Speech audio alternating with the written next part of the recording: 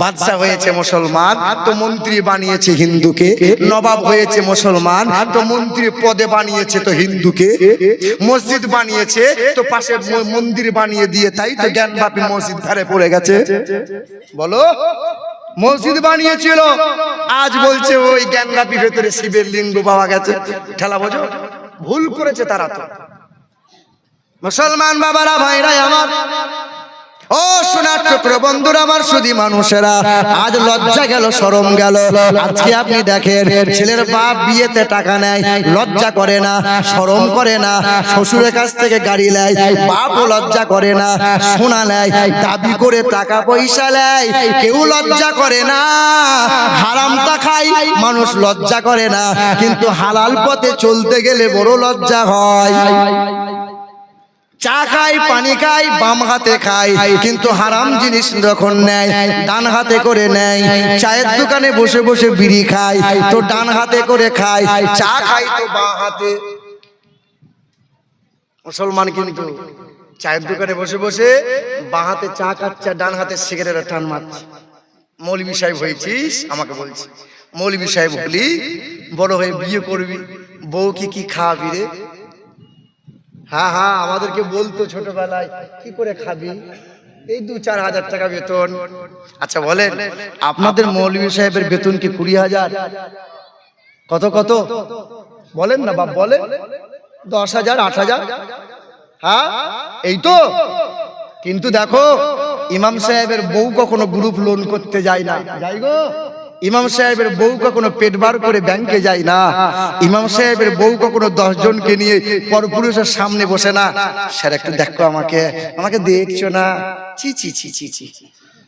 60,000 টাকা মাস গেলে ব্যবসা করে রোজগার, 40,000 টাকা মাস গেলে চাকরি করে মাইনে পায়, বেটা অভাব মেটে না। ইমাম সাহেব 10,000 টাকা বেতন পায়, কখনো ঋণ করতে হয় না। ইমাম সাহেব যে সুগন্ধি ব্যবহার করে, তোমার বাপের ক্ষমতা নাই সুগন্ধিটা ব্যবহার করে। ইমাম সাহেব যে ইস্ত্রি করা, প্রেস করা, যে জামাটা পোশাকটা পরে, তোমার বাপের ক্ষমতা নাই ওই রকম পোশাকটা পরা। কারণ কি জানো? ও রাসূলুল্লাহর গোলামি করে, তাই তো আল্লাহ ওর মাকামকে বুলন্দ করে দিয়েছে। হা হা হা, সেই দিন আমাদের বলতো, কি করে খাবি? মনে মনে ভাবতাম, সত্যি তো মৌলবি হব, কি করে খাবো? রাজমিস্ত্রি কাজ করলে তো 200-500 টাকা দিন গেলে হবে না, না ভাবতাম। এখন মনে মনে ভাবি, ইমাম সাহেব হাজী সাহেবের বাড়িতে খাওয়াতে গেছে, মুরগির রান, কলজে ভুনা, পটল ভাজা নেবেন, নেন, মাছের মাথা ভাজা, রুটি আছে, ভাত আছে, পোলাও আছে, খাবেন কি বলেন? এখন শুধু মনে মনে ভাবি, আল্লাহ কি করে খাবো? হ্যাঁ হ্যাঁ, সেদিন বলতো, কি করে খাবি? আর এখন শুধু মনে মনে হয়, আল্লাহ কি করে খাওয়ানোর মালিক কে? ইজ্জতের মালিক কে? হায়াত মওতের মালিক কে? আনন্দ নিরানন্দের মালিক কে? জান্নাত ও জাহান্নামের মালিক কে? সর্ব জায়গার সর্বক্ষণের মালিক যিনি, তিনি আল্লাহ। কিন্তু আফসোস কি লাগে জানেন? সব মৌলবি এই কথা বলবে না। এই দেখেন, 2 ঘন্টা বক্তব্য দিয়ে বেটা 30,000 টাকা নিয়ে যাবে। হ্যাঁ হ্যাঁ, না না, আমার দাম 30,000 টাকা নাই, 20,000 টাকাও নাই। যেমন দেবে ইমাম সাহেব আমাকে তেমন নিতে হবে। মানে আমার মতো কত শত বক্তা আছে, 30,000 টাকা, 40,000 টাকা, 2 ঘন্টা বক্তব্য দিয়ে কানে বাড়ি মেরে নিয়ে চলে যাবে। কিভাবে? গ্রামের মানুষ বলছে 30,000 টাকা নেবে, ওই শালা মোটা পড়া মৌলবীকে দাওয়াত দে। 2 ঘন্টা বক্তব্য দিল রে, গোটা গ্রামের মানুষ ফুরুত করে জান্নাত চলে গেল সব। হ্যাঁ হ্যাঁ হ্যাঁ, জান্নাত যে নানির বাড়ির গোয়াল ঘর, ফুরুত করে জান্নাত চলে যাবে। হায় হায় হায় হায়, একবার বিবেকে হলো না? মসজিদ কমিটি যারা, একবার বিবেকে লাগলো না? 2 ঘন্টা বক্তব্য দিয়ে 30,000 টাকা পকেট গরম করে নিয়ে চলে গেল। গোটা মাস ডিউটি করে, ফজরের নামাজ পড়ে, জোহর, আসর, মাগরিব, ইশা যায়, প্রতি ওয়াক্তে মালিকের দরবারে 2 হাত তুলে ভিক্ষুকের নেই দোয়া করে, তোমার জন্য দোয়া করে, আব্বা মায়ের জন্য দোয়া করে, গ্রামবাসীর জন্য দোয়া করে, তোমার আব্বার জানাজা পড়াই, তোমার আব্বা মায়ের কবরটা জিয়ারত করতে যায়, তোমার আব্বা মায়ের জন্য যখনই মন চাই তখনই বলো, তখনই দোয়া করে দেয়, তোমার ছেলেটাকে কোরআনের তালিম দেয়, তোমার ছেলেটাকে হাদিসের তালিম দেয়, প্রতিটা জুম্মাতে এই বক্তার চাইতে মূল্যবান বক্তব্য আলোচনা করে দেয়। ইমাম সাহেব গোটা মাসে 10,000 টাকা পায়, আর 2 ঘন্টায় বেতা 30,000 টাকা নিয়ে চলে যায়।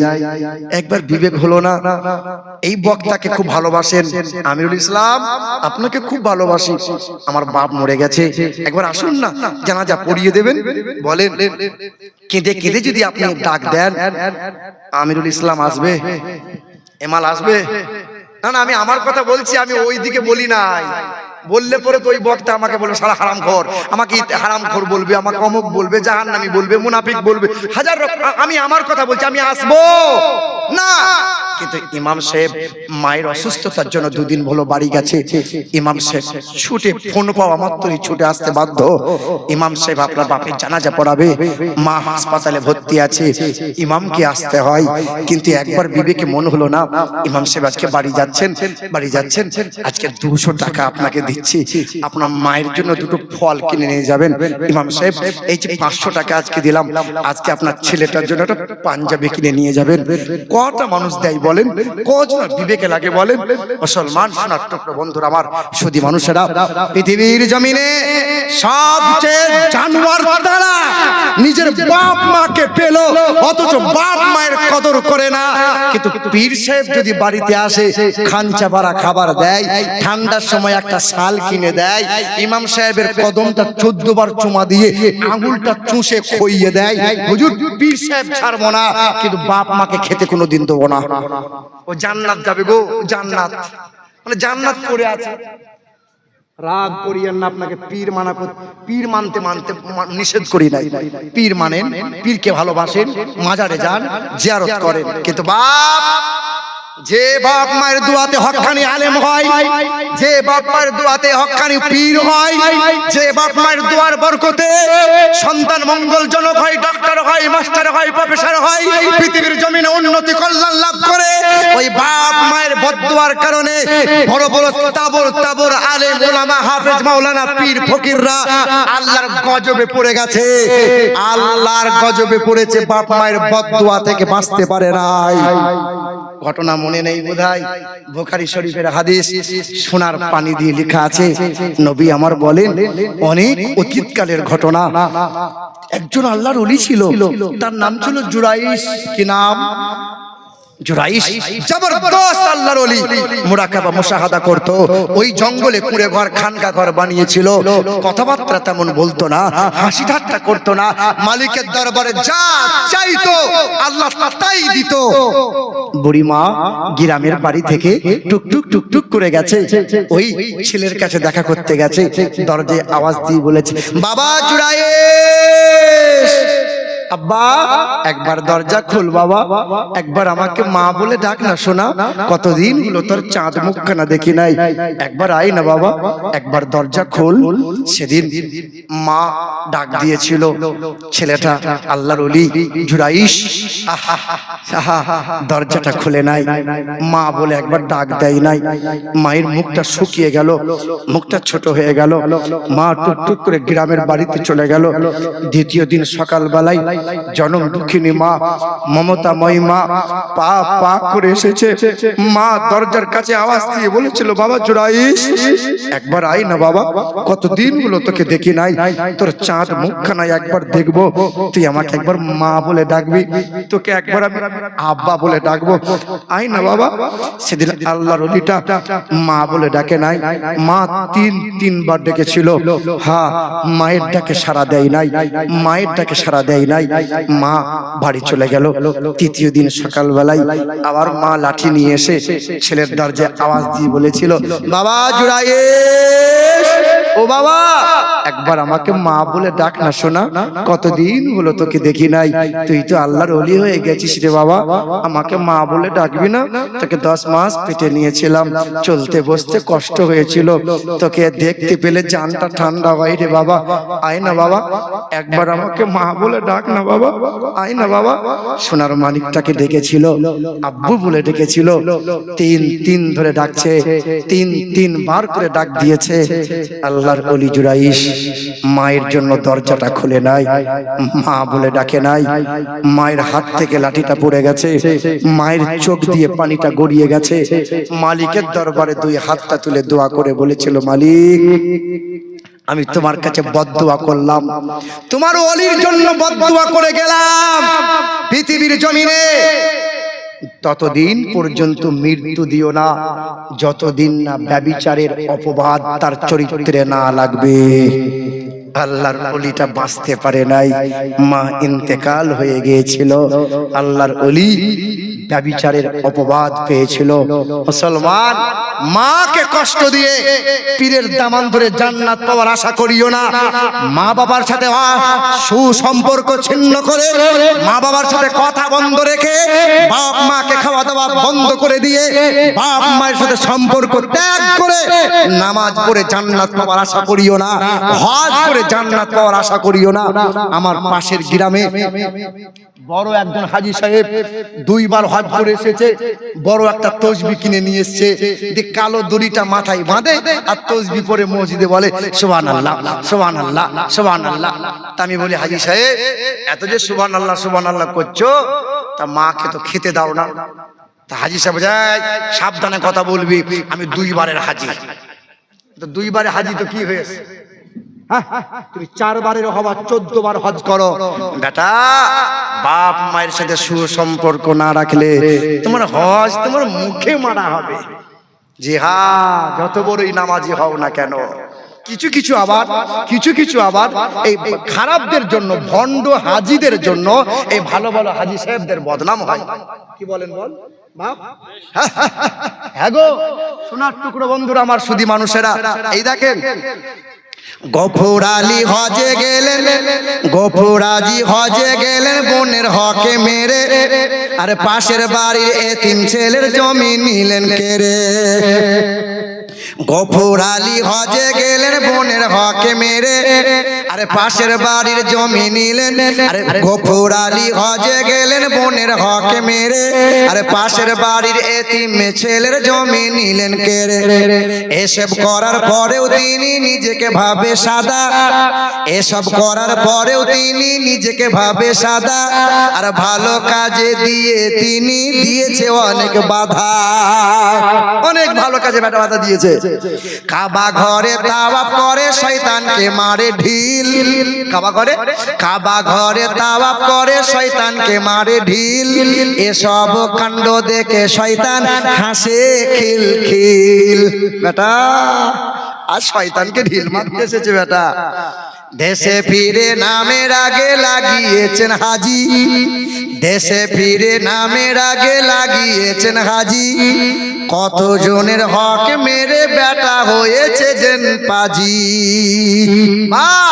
হাজী সাহেব যারা, সবার কথা বলছি না, রাগ করিয়েন না, পায়ে হাত রেখে বলছি, কিছু কিছু হাজী আছে আমার চোখে দেখা, মক্কা শরীফ গেছে, হারাম শরীফে কিছু চেয়ার আছে, ফোল্ডিং চেয়ার মুরব্বীদের জন্য, লোভ পড়ে গেছে, 2টো চেয়ার বাক্সের মধ্যে ভরে নিয়ে বাড়ি চলে আসছে।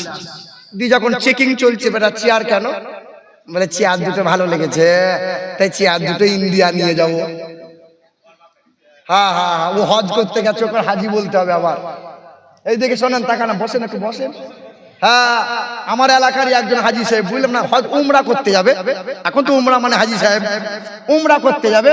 তা আমাকে বলছে, ভাই একটু চলেন কেন, দমদম এয়ারপোর্টে একটু আগিয়ে দিয়ে আসবেন। মানে চাচা সম্পর্কে হয়, ভাই সম্পর্কে হয় সব, তাহলে চলো তোমাদেরকে যাই। দমদম এয়ারপোর্টে গেছে, এইদিকে আপনি হ্যাঁ হইয়েন, দাঁড়াইয়েন না। তো দমদম এয়ারপোর্টে আমাকে বলছে, বাপ জরিনার মাকে একটু ফোনটা, ভিডিও কলটা লাগিয়ে দাও কেন? তখন ঠিক আছে লাগিয়ে দিই একবার। তা জরিনার মাকে ভিডিও কল করছে আর বলছে, জরিনার মা তোর জন্য জানটা খুব খিদিবিদি করছে, খুব কাঁদছে, খুব কাঁদছে, মানে সাংঘাতিক কাঁদন, মনে হচ্ছে বউ ছেড়ে পালাচ্ছে, বউ আর পাবে না। দমদম এয়ারপোর্টে চেকিং করার আগে কাঁদছে, বলছে জরিনার মা আমি চলে যাচ্ছি, কবে যে ছুটি পাবো আর কবে যে বাড়ি আসবো জানি না, আমি যদি মক্কা শরীফে মরে যাই তুই যেন কাঁদিস না। বাপ তুমি বাড়ি যাও বাপ, তোমাকে হজ করতে যেতে হবে না। ওই বেটা দমদম এয়ারপোর্টে জরিনার মায়ের জন্য মন খারাপ করছে, ও আরো বেগে কি করবে গো? হায় হায় হায় হায়, আল্লাহ আল্লাহ হাজী সাহেবদেরকে কবুল করেন, জোরে বলেন আল্লাহুম্মা আমিন। আল্লাহ যে সমস্ত হাজী বান্দাদের ত্রুটি আছে আল্লাহ মাফ করে দেন, জোরে বলেন আল্লাহুম্মা আমিন। বাপ ওয়াজটা ভুলে যাবেন না, নসিহতটা ভুলে যাবেন না। ওই পুকুরিয়া থানার আন্ডারে বামুনের ছেলের কথা বলছিলাম, রমেশ ব্যানার্জি তার নাম। কথাই কথা বেড়ে গেল, অনেক লম্বা হয়ে গেল। হ্যাঁ, কথাটা ছোট করে দিচ্ছি শোনো। ওই বামুন ঘরের ছেলেটা অন্তরে মোহাব্বত পয়দা হয়ে গেছে, ইশক জেগে গেছে। বামুন ঘরের ছেলেটা গলার পইতেটা খুলে দিল, গলার পইতেটা খুলে দিয়েছে। গলার পইতেটা খুলে দেওয়ার পরে আমার সামনে বলতেছে, হুজুর গোসলটা করব।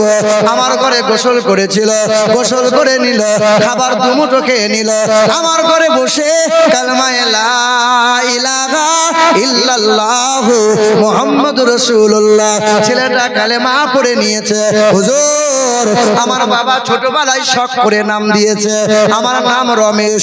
হুজুর আজ আর রমেশ নাম রাখতে চাই না, আপনি একটা নাম দেন। আমি নাম দিয়েছিলাম আব্দুল্লাহ, আব্দুল্লাহ নাম দিয়ে দিলাম। আমার ঘরে একটা কোরআন শরীফ বা কানজুল ঈমান, 2 বছর আগের ঘটনা, কানজুল ঈমানটা দিয়ে দিলাম। হ্যাঁ, বাড়ি চলে গেল। 2-4 দিন ফোনে যোগাযোগ হলো, কেমন আছে না আছে খবর দেয়। সকাল সন্ধ্যা ফোন করে, হঠাৎ করে ফোন সুইচ অফ হয়ে গেল, আর ফোনে যোগাযোগ হয় না, আর খবর নিতে পারি না। 1 বছর কেটে গেল, 2 বছর কেটে গেল।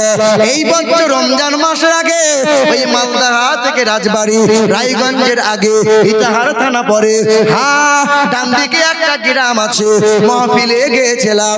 রাত 11টার সময় স্টেজে উঠেছিলাম। 1:20 মিনিটে আখেরি মোনাজাত হয়ে গেল।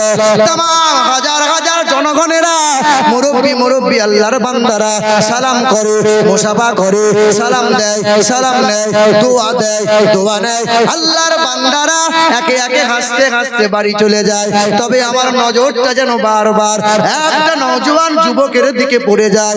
আর নওজোয়ান যুবকটা ওই ডান দিকে প্যান্ডেলের গায়ে দাঁড়াইয়ে দাঁড়াইয়ে, মাথায় টুপি আছে, গালে তার কুচকুচে দাঁড়িয়ে আছে, লম্বা পাঞ্জাবি আছে। ওই বামুন ঘরের ছেলেটা, হ্যাঁ না না সেই ছেলেটা মনে হয় তো হবে না, না মাথায় টুপি গালে দাঁড়িয়ে চিনা লাগে কিন্তু চিনতে পারি না। ছেলেটা দাঁড়াইয়ে দাঁড়াইয়ে ফুপিয়ে ফুপিয়ে কান্না করে। সবাই যখন একে একে বাড়ি চলে যায়, স্টেজ থেকে নেমে গেলাম, 4 পা আগিয়ে গেলাম, ছেলেটার কাছে গেলাম, জিজ্ঞাসা করলাম, বাবা কান্না করো কেন, কি কারণে কান্না করো? ছেলেটা ফুপিয়ে ফুপিয়ে কান্না করে। ছুটে এসে আবার বুকে জড়িয়ে ধরে বলে, হুজুর আপনি কি আমাকে চিনতে পারেন না? হুজুর আপনি কি আমাকে চিনতে পারেন না? জিজ্ঞাসা করলাম, বেটা বাড়ি কোথায়, তোমার পরিচয়টা কি, তুমি কান্না করো কেন, তুমি কি মুসিবতে পড়লে নাকি বলো, বাপ মা কি মারা গেছে নাকি বলো, কোনো অভাব অনটনে পড়লে নাকি বলো? সেই দিন যুবকটা কোমরটা জড়িয়ে ধরে বলে, হুজুর কাল গালে দাড়ি ছিল না, আজ গালে দাড়ি, কাল মাথায় টুপি ছিল না, আজ মাথায় টুপি, কাল লম্বা পোশাক ছিল না, আজ লম্বা পোশাকটা পরে নিয়েছে। হুজুর আমার নাম সেই আব্দুল্লাহ। হুজুর বাপ মায়ের জন্য কান্না করি না, হুজুর আপনার ঘরে কোরআন পড়েছিলাম, কোরআনটা বুকে নিয়েছিলাম, কালেমা পড়ে কোরআন বাড়ি নিয়ে এসেছিলাম। কোরআন রাতের বেলায় পড়তাম, বন্ধু বান্ধবের কাছে জানাইতাম। হ্যাঁ তোমাদের এলাকার ঘটনা বলে দিয়ে যায়। ওই বামুন ঘরের ছেলেটা কান্না করে বলে, হুজুর কয়েকটা দিন কোরআন বললাম, বন্ধুরা বাবার কাছে অভিযোগ দায়ের করে দিল। সকাল বেলায় কি করলো, দরজা ভেঙে বাবা কোরআনটা ছিনিয়ে নিল, কোরআনটা আগুনে পুড়িয়ে দেবে। সেই দিন বাবার সামনে বুকটা বিছিয়ে বলেছিলাম, বাবা জীবন দিতে রাজি, কোরআনের অসম্মান হবে, নবী মুস্তাফার চরিত্রে দাগ আসবে, না না আমি মেনে নিতে পারবো না, আমার নাম হলো আব্দুল্লাহ। বাবার চোখ চরক গাছ হয়েছিল। সেই দিন বাবা কোরআনটা হাতে দিয়ে হাতটা ধরে বলল, দরজা থেকে বেরিয়ে যা, বাবা বলে কোনোদিন ডাকবি না, তেজ্য পুত্র করে দিল। আদরের মা একবার আমাকে বাবা বলে কাছে এলো না, একবার ছেলে বলে ডাকলো না। বাপ মা যেন ঘর থেকে বার করে দিল, সবার চেহারাখানা ঘুরিয়ে নিল। ভাই বোন আছে, কেউ আদর করে ছুটে এসে হাত ধরলো না, পাড়ার বন্ধু কেউ রইল না, এলাকা থেকে তাড়িয়ে দিল, এলাকার মানুষ বয়কট করে দিল। 3 কিলোমিটার দূরে রাস্তার ধারে একটা তিরপল টাঙাইলাম, প্যান্ডেল মানে ত্রিপল টাঙাইয়ে ঘর বানাইলাম, তাল পাতা দিয়ে ছাউনি করলাম। হুজুর, দিনের বেলায় মেহনত করি, এর দোকান ওর দোকানে কাজ করি, আজ আমি বড় অসহায়, তারপরেও বড় ধনী মানুষ। কারণ প্রতি রাত কোরআন পড়ি, নবীজির মহব্বতে দরুদ পড়ি। একটাই মনে বড় যাতনা, মনে বড় বাসনা, যার কারণে সব কিছু ত্যাগ করলাম। তাকে আজ চোখে দেখতে পেলাম না, তার দেহ কখনো ছুঁয়ে দেখতে পেলাম না। আমার মনে বড় বাসনা, একবার দয়ার নবী মায়ার নবীকে যদি দেখতে পাই, মনে আর কোনো কষ্ট রইবে না। আল্লাহু আকবার। মুসলমান, আমিও মুসলমান, সেও মুসলমান। বলো, তোমার তামান্না আলাদা, আমার তামান্না আলাদা, ওর তামান্না আলাদা কেন হলো? তোমার আল্লাহ আমার আল্লাহ এক, তোমার ইসলাম আমার ইসলাম এক, তোমার কোরআন যা আমার কোরআন তাই। তুমি যে কাবা বলে মানো, আমিও সেই কাবা বলে মানি। তুমি যে নবীকে মানো, আমিও সেই নবীকে মানি। তোমার দল যা, আমারও দল তা, সবাই আমরা আহলে সুন্নাত ওয়াল জামাতের মানুষ। তবে আমাদের মনটা কেন আলাদা হয়ে গেল? নবী বলেন, দেখতে মানুষটা সুন্দর, হ্যাঁ নাক নকশা সুন্দর, না সুন্দর নয়, যার ভেতরের মাংস কলবটা সুন্দর, তার সবটাই আল্লাহ সুন্দর বানাই দেয়। এই যে কলব, আমার আপনার দেহের মাঝে, আমার আপনার দেহের মাঝে রাজা হলো 2টা। রাজা কয়টা জানা আছে? দেহের মাঝে রাজা কয়টা গো? সারা জীবন তো জাহিরি ওয়াজ শুনলেন, একটু বাতিনি কথা শুনেন। দেহের মাঝে রাজা কয়টা? 2টা। একটা হলো নফস, একটা হলো কলব। একটা হলো নফস, একটা হলো কলব। আমরা যে ইবাদত করি, জাহিরি ইবাদত করি। সিপিএম বলে আমাকে ভোট দাও, রাস্তা করে দেবো, বাড়ি দেবো, গাড়ি দেবো, বলে কি বলে না? তৃণমূলও বলে আমাকে ভোট দাও, 4 তালা দেবো, 6টা গাড়ি দেবো, রাস্তা করে দেবো, শুধু অফার দেয়। কি বলছেন? শুধু অফার। দেহের মাঝে 2টো রাজা আর একটা রাজধানী আছে, একটা রাজধানী আছে। 2টো রাজা, একটা রাজার নাম হলো নফস, একটা রাজার নাম হলো রূহ। আমাদের দেশের যেমন রাজধানী আছে, কোথায়? আমাদের রাজধানী কোথায়? দিল্লি। তো আমাদের দেহের মাঝে একটা রাজধানী আছে, ওই রাজধানীর নাম হলো কলব। কলব। এই দেখেন নফস, এই দেখেন নফস, কলব, রূহ। হ্যাঁ, বাম দিকের স্তরের 2 আঙ্গুল নিচে আছে কলব, একটা মাংসের টুকরা আছে, এখানে রূহ আছে, নফস আছে। এই নফস বলে আমাকে ভোট দাও, হাত চোখ কান, আমাকে ভোট দাও, আমাকে জয়ী করো, রাজা বানাও। আমাকে যদি রাজা বানাও, যা চাইবে তোমাকে সব স্বাধীনতা দেবো, কোনো কাজে বাধা দেবো না। আর রূহ বলে তুমি আমাকে রাজা বানাও, যদি আমাকে রাজা বানাতে পারো তো আমি তোমাকে হারাম থেকে বাঁচাবো, জান্নাতের রাস্তা দিয়ে নিয়ে যাব, জান্নাতের রাস্তা তোমাকে দেখাবো। এই দেখেন, ওই মানুষের দেহের মাঝে নফস রাজা, তাই তো ওই মানুষটাই জান্নাতের বাগানে বসতে পারে নাই। ওই মানুষটার দেহের মাঝে নফস রাজা হয়ে আছে, তাই তো বেটা মসজিদে যেতে পারে না, ভালো কথা শুনতে পারে না, ভালো জায়গায় বসতে পারে না। যার রূহটা রাজা আছে, ভালো কাজে বসবে, ভালো জায়গায় যাবে, ভালো কথা শুনবে। দেহের মাঝে নফস যদি রাজা হয়, নোংরা কাজ করবে, নোংরা পথে চলবে, সব কাজে স্বাধীনতা পাবে। কিন্তু রূহ যদি রাজা হয়, হারাম কাজ থেকে তাকে বাঁচিয়ে নিয়ে জান্নাতের রাস্তায় নিয়ে যাবে, বলে সুবহানাল্লাহ। তাহলে দেহের মাঝে রাজধানী কে বলো? কলব। রাসূল বলেন এই কলব যদি সুন্দর হয়, দেহের প্রতিটা অঙ্গ প্রত্যঙ্গ মাংস সব সুন্দর। এই যে কলব, এটা মুর্দা হয়, এটা অসুস্থ হয়, এটা মরিচা পড়ে যায়। কারো কলব আল্লাহর জিকিরে ফানাফিল্লা করে আল্লাহর হয়ে যায়। তাহলে এই কলবটা যদি সুস্থ বানাতে চাও, এই কলব যদি সুন্দর বানাতে চাও, রূহ যদি তাজা বানাতে চাও, একটা পানি আছে, একটা পানি কি? আলা বিজিকিরিল্লাহ তাতমাইন্নুল কুলুব।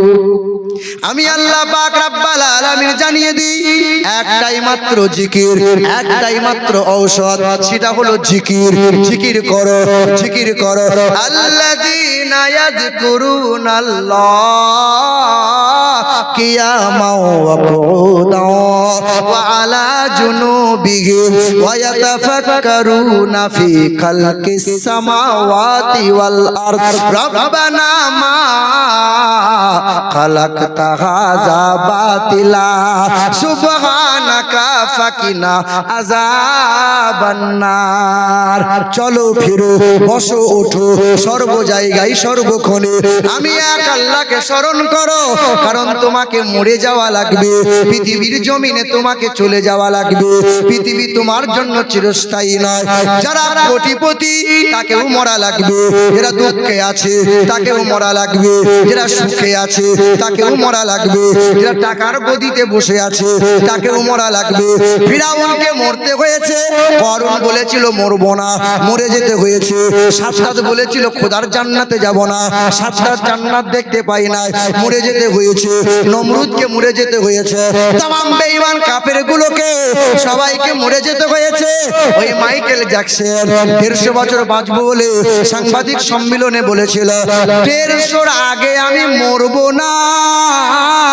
তাই তো কালো রংটা ফর্সা করেছিল, দেহের কালো রং সার্জারি করে গোটা দেহ ফর্সা বানিয়েছিল। ওই মাইকেল জ্যাকসন 10টা মানুষকে কিনে রেখেছিল, লিভার কিডনি চোখ, যখনই লাগবে দিওয়া লাগবে। মাইকেল জ্যাকসন বলেছিল হ্যাঁ 19টা ডাক্তার পোষা আছে, সকাল সন্ধ্যা পরীক্ষা নিরীক্ষা করবে, খাবার দাবার অক্সিজেনওয়ালা বিছানায় শোবে। সাংবাদিকদের বলেছিল জানিয়ে দাও মাইকেল জ্যাকসন 150-র আগে মরবে না। আল্লাহ বলেছিল মরণের চাবিকাঠি আমার হাতে, আমি কাকে রাখবো কাকে রাখবো না আমার ইচ্ছাই চলবে। পৃথিবীর কোনো বান্দার ইচ্ছাই চলবে না, পৃথিবীর কোনো পালোয়ানের ইচ্ছাই চলবে না। মাইকেল জ্যাকসনকে মরে যেতে হয়েছে। এ পৃথিবীর মানুষেরা, ইংল্যান্ডের রানী এলিজাবেথ যার নাম, মাথায় মুকুট পড়েছিল, কোহিনূর পাথরের মুকুট ছিল, 3.5 কোটি মার্কিন ডলার। ওই ইংল্যান্ডের রানী এলিজাবেথ বলেছিল সেঞ্চুরি করব তারপরে মরব। ইংল্যান্ডের রানী 70 বছর পার হয় নাই, মরে যেতে হয়েছে। তোমাকে মরে যেতে হবে, আমাকেও চলে যেতে হবে। আমার দাদুরা বলেছিল পৃথিবীতে অনেক দিন থাকবো, থাকতে চেয়েছিল, পৃথিবীতে থাকতে পারে নাই।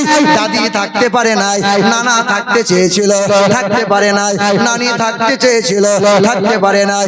সবাইকে চলে যাওয়া লাগবে, পৃথিবী থেকে যখন যাওয়া লাগবে। ওয়ালা তামুতুন্না ইল্লা ওয়া আনতুম মুসলিমুন। ভালো হয়ে এসো, ইমানদার হয়ে এসো, মুমিন মুসলমান হয়ে এসো। আর আল্লাহর কাছে দোয়া করো আল্লাহ মরণটা যখন হবে রমজান মাসে যেন হয়, জুম্মার দিনে যেন হয়, কালেমা পড়তে পড়তে যেন মৃত্যুটা নসিব হয়ে যায়। জোরে বলো নারে তাকবীর, নারে তাকবীর, নারে রিসালাত। মাসলাকে আলা হযরত উলামায়ে আহলে